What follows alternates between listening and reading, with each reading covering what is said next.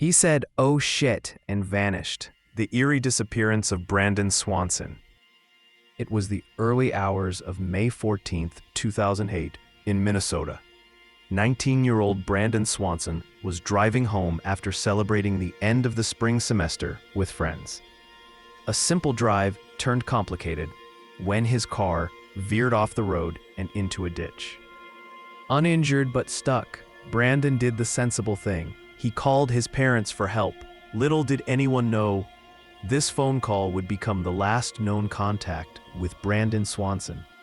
Brandon told his parents he was near Lind, a small town not far from their home. His father, Brian, got in his truck and headed out to find him. They stayed on the phone, trying to guide Brian to Brandon's location. But something wasn't right.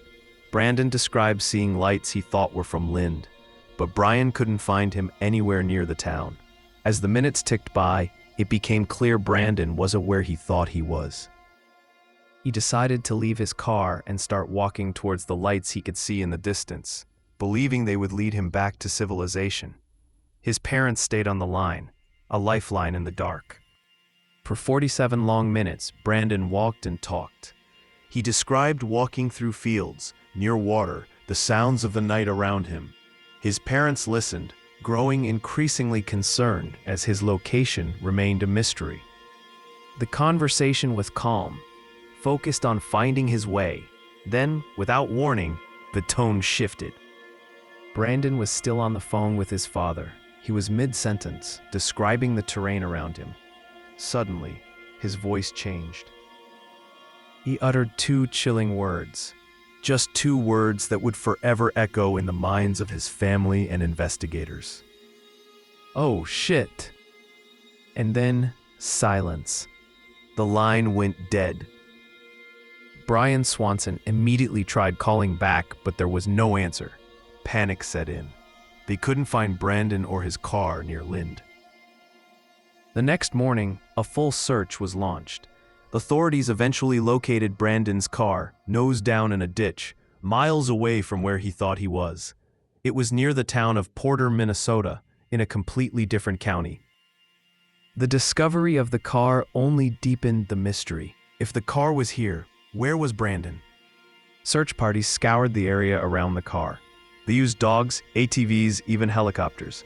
They searched fields, woods, and the nearby Yellow Medicine River.